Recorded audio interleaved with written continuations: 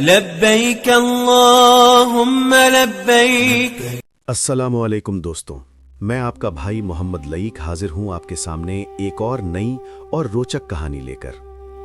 कभी कभी इतिहास हमें तलवारों की चमक नहीं बल्कि इंसान की कमजोरी और सब्र की ताकत दिखाता है। एक ऐसा बादशाह जिसे अपने वालिद से मिली थी सल्तनत, लेकिन किस्मत ने उससे सब कुछ छीन लिया। वो रेगिस्तान में भटका, दुश्मनों से हारा, अपनों ने साथ छोड़ा, लेकिन 15 साल बाद वही शख्स फिर दिल्ली के तख्त पर बैठा। ये कहानी है हुमायूं की। हुमायूं की पैदाइश 6 मार्च 1508 को काबुल में हुई थी।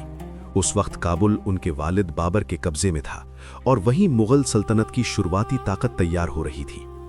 हुमायूं महान फातेह बाबर के बड़े बेटे थे। इनका पूरा नाम नसीरुद्दीन मुहम्मद हुमायूं था। इनकी वालिदा का नाम माहम बेगम था। बाबर ने हिंदुस्तान में मुगल सल्तनत की नींव रखी, लेकिन नींव रखना और उसे संभालना दो अलग बातें होती हैं। हुमायूं मुगल सल्तनत के दूसरे बादशाह थे। उन्हें अपने वालिद बाबर से एक विशाल लेकिन अस्थिर साम्राज्य मिला। उनकी जिंदगी हार, जुदाई, सब्र और वापसी की कहानी है। 1530 में बाबर की मौत हुई। बाबर की मौत के बाद मुगल इलाकों का बंटवारा हुआ। बाबर के छोटे बेटे कामरान के पास काबुल और कंधार रहे, जो रणनीतिक रूप से बेहद अहम थे, जबकि हुमायूं दिल्ली आगरा के बादशाह बने। परेशानी ये थी कि कामरान खुद को पूरे तख्त का हकदार समझते थे। जब हुमायूं तख्त पर बैठे उस वक्त उनकी उम्र सिर्फ 22 साल की थी, लेकिन उन्होंने शुरुआत से ही मुश्किलें झेली। सल्तनत मजबूत नहीं थी, अफगान सरदार ताक में थे, पूर्व में बंगाल बिहार में अस्थिरता थी और खजाना भी खाली था। जब कभी हुमायूं को बाहरी खतरा होता, उन्हें काबुल की फौजी मदद चाहिए होती, लेकिन कामरान अक्सर टालते रहे। इसका असर यह हुआ, हुमायूं के पास निर्णायक लड़ाइयों में मजबूत बैकअप नहीं रहा। हुमायूं के सामने सबसे बड़ा नाम था शेर शाह सूरी।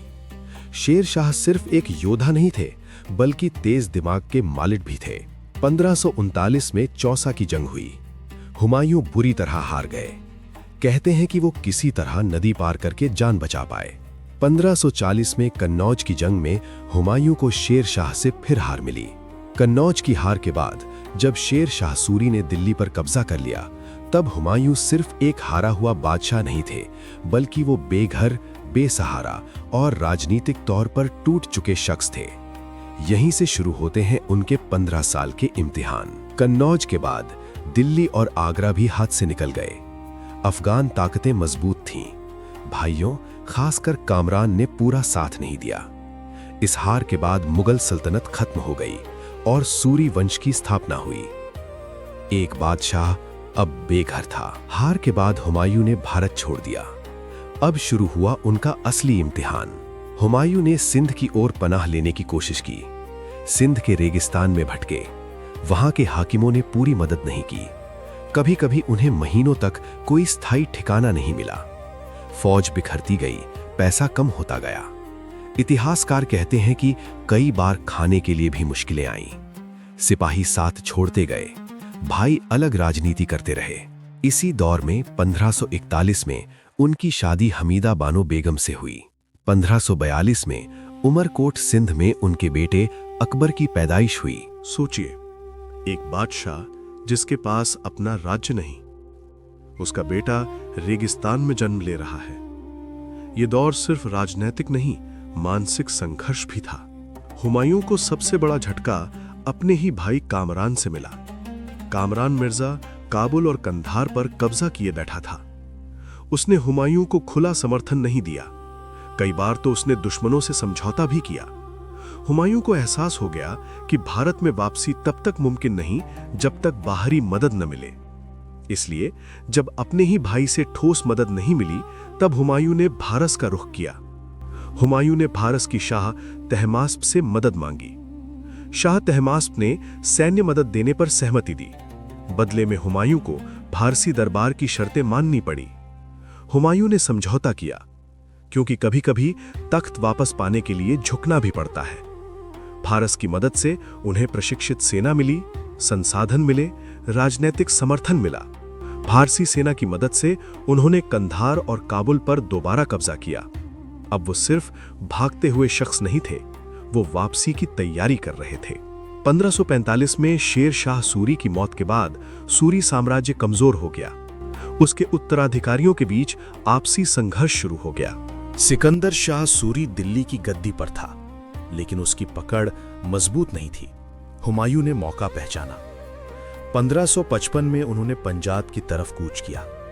हुमायूं ने पंजाब की ओर से हमला किया, सरहिंद की लड़ाई में सूरी सेना को हराया।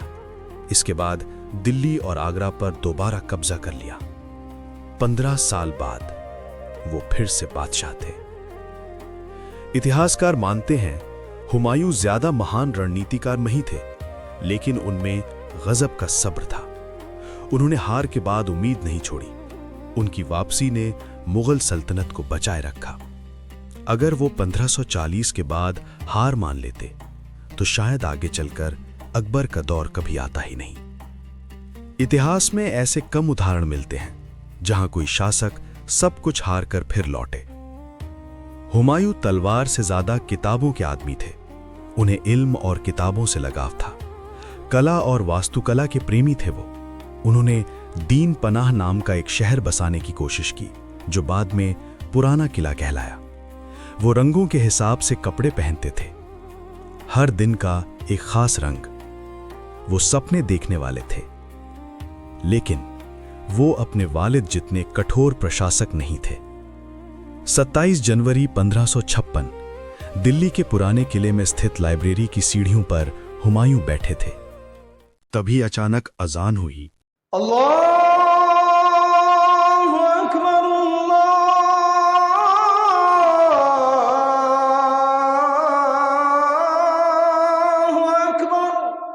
अजान की आवाज सुनकर वो जल्दी से उठे।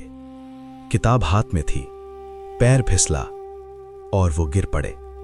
कुछ दिनों बाद उनका इंतकाल हो गया। किस्मत का खेल भी अजीब होता है। इतनी लंबी जंग, इतना लंबा निर्वासन और अंत एक सीढ़ी से गिरकर। जब हुमायूं ने 1555 में दिल्ली दोबारा जीती, अकबर किशोरावस्था में था। हुमायूं की मौत के बाद अकबर को कम उम्र में तख्त संभालना पड़ा। हुमायूं को अक्सर उनके वालिद बाबर और बेटे अकबर के बीच कमजोर कड़ी समझ लिया जाता है, लेकिन गहराई से देखें तो उनकी विरासत ने ही मुगल साम्राज्य को दोबारा खड़ा होने का मौका दिया। 1540 में शेर शाह सूरी से हार के बाद मुगल सत्ता लगभग खत्म हो चुकी थी। अगर हुमायूं उस वक्त हार मान लेते तो मुगल नाम इतिहास में एक छोटा सा अध्याय बनकर रह जाता। लेकिन 15 इयर्स का संघर्ष, काबुल कंधार पर पकड़, 1555 में दिल्ली की वापसी, इन सब ने मुगल साम्राज्य को खत्म होने से बचा लिया। उन्होंने मुगल सल्तनत को मरने नहीं दिया। हुमायूं की सबसे बड़ी विरासत उनका बेटा अकबर था। निर्वासन के सालों ने अकबर को सख्त माहौल में बड़ा किया, जंग और राजनीति की असली सच्चाई दिखाई, विभिन्न संस्कृतियों का अनुभव दिया। अगर हुमायूं स्थिर आरामदायक दरबार में रहते तो शायद अकबर का नजरिया इतना व्यापक नहीं बनता।